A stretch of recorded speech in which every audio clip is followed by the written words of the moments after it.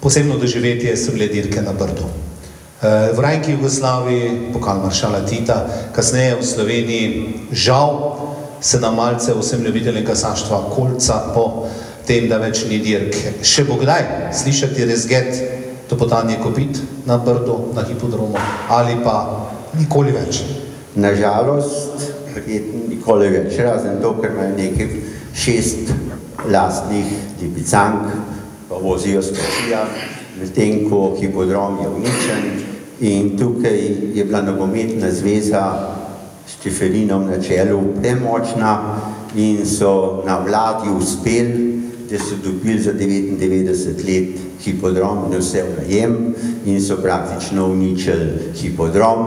Zdaj bojo podrli še hliva, ker tudi rečemo, ta hliva so bila ena najlepša hliva v Evropi. Če pa cel ambient hipodroma vzamemo, se ga bi tudi težko v Evropi primerjali in je dejanska škoda, da smo to izgubili.